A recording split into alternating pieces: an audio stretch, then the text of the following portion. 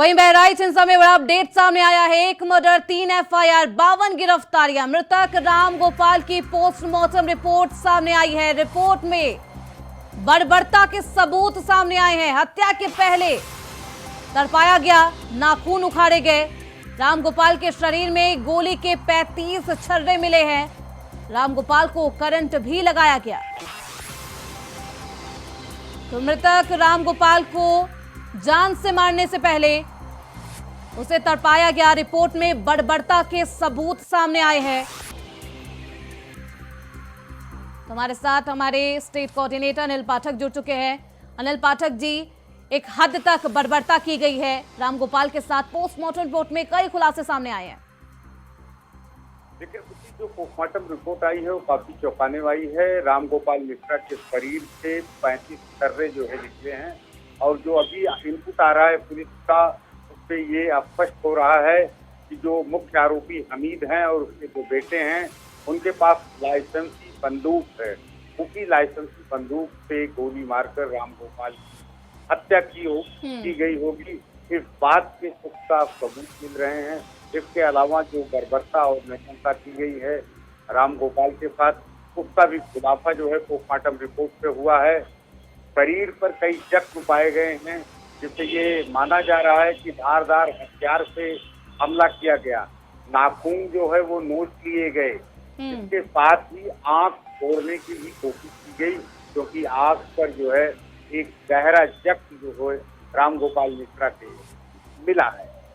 तमाम चीजें हैं। अब तक इसमें पुलिस की तरफ से 3 एफआईआर की गई हैं और 52 गिरफ्तारियां की गई हैं। दोनों पक्षों की तरफ से 52 लोगों को गिरफ्तार कर जेल भेजा गया है।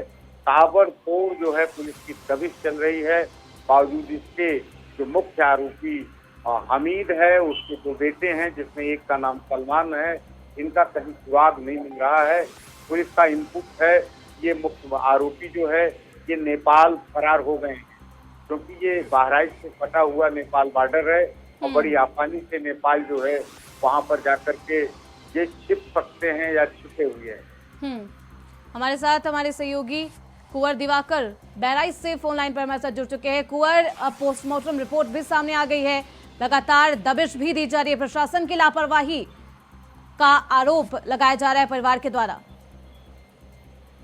जी, जैसा कि बताना चाहेंगे कि तनाव बरकरार है, लेकिन अभी कहीं न कहीं शांति है। पुलिस छावनी में तब्दील हो गया है। मुख्य आरोपी जो है वो भारत नेपाल की सीमा है। नेपाल फरार हो गया है, टीएफ लगी हुई है। लगातार रात में पुलिस द्वारा दबिश दी जा रही है। पुलिस जो है आरोपियों को तलाश रही है, लेकिन मुख्य आरोपी अभी कहीं न कहीं पुलिस से दूर है।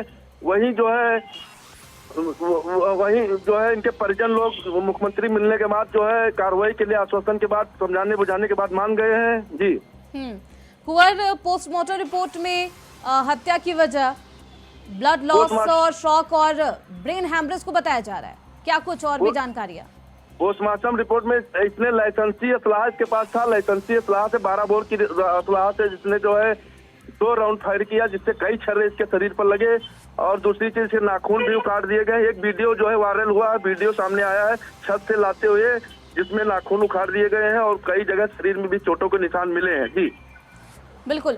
अनिल जी, जिस तरीके से पोस्टमार्टम रिपोर्ट सामने आई, बर्बरता के सभी हदों को पार कर दिया गया, ऐसे में मानसिकता पर भी सवाल उठने लगे और उठना लाजमी भी है।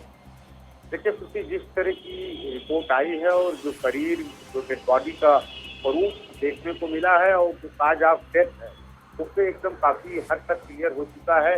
पोस्टमार्टम रिपोर्ट में काज ऑफ डेथ जो है वो ब्रेन हैमरेज बताया गया है। आमतौर पे ये अत्यधिक जब ब्लड बह जाता है तो उसकी वजह से ब्रेन हैमरेज हो जाता है। इसका मतलब गोली, छर्रे और धारदार हथियार के इतने घाव थे राम गोपाल मिश्रा की शरीर पर, जिससे अत्यधिक प्रभाव हो गया और बाद में उसको करंट देने की भी बात कही जा रही है। जो पोस्टमार्टम रिपोर्ट से अब तक पता चला है इसमें हैवानियत की हद है और ये नहीं कह सकते हैं कि ये घटना अकस्मात हुई है। हो सकता है इसमें प्लान भी रहा हो, क्योंकि जिस तरह से बंदूक से गोली चली है, लाश से नाखून नोचे गए हैं, धारदार हथियार से हमला हुआ है, तो ये नहीं कह सकते कि अचानक हो गया है। में भी संभव है ये जो हमीद का घर है ये आपराधिक गतिविधियों में संलिप्त रहा हो, ये भी बात कही जा रही है कि हमीद के जो लड़के हैं वो मनबड़ के हैं, उनको जो वहाँ की पुलिस है उनका संरक्षण रहता था। यही वजह थी कि मनोबल हमीद और हमीद के लड़कों का बढ़ा हुआ था। उन्होंने सीधा टकराव करने का साहस किया। बिल्कुल अनिल, जिस तरीके से बर्बरता की गई उसके बाद से ही लगातार मानसिकता पर भी सवाल उठने लगे हैं। कुंवर दिवाकर, क्या कुछ अभी तक प्रशासन की तरफ से कार्रवाई की गई है?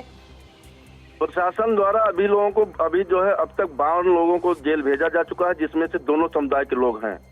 बाकी लोगों की तलाश की जा रही है। बाकी कुछ रात में गिरफ्तारियां भी हुई हैं, लेकिन अभी प्रशासन उनको ये पुष्टि नहीं किया है। मेडिकल वोडिकल कराने के लिए भेजा है। और 3 FIR बाद में अज्ञात लोगों के खिलाफ हुई हैं, जिसमें जो है मुस्लिम पक्ष का जो जला था, नुकसान हुआ था, उसमें 3 FIR अज्ञात हुई। 1 FIR पहले हुई थी।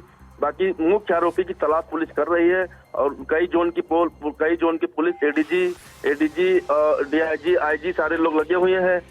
बाकी SP DM भी दौरा कर रहे हैं। पुलिस छावनी में तब्दील है। जी बहुत शुक्रिया कुंवर आपका। अनिल जी आपका, आप निगाह बनाए रखिए। तो पोस्टमार्टम रिपोर्ट सामने आई है। रिपोर्ट में बर्बरता के कई सबूत मिले हैं। नाखून उखाड़े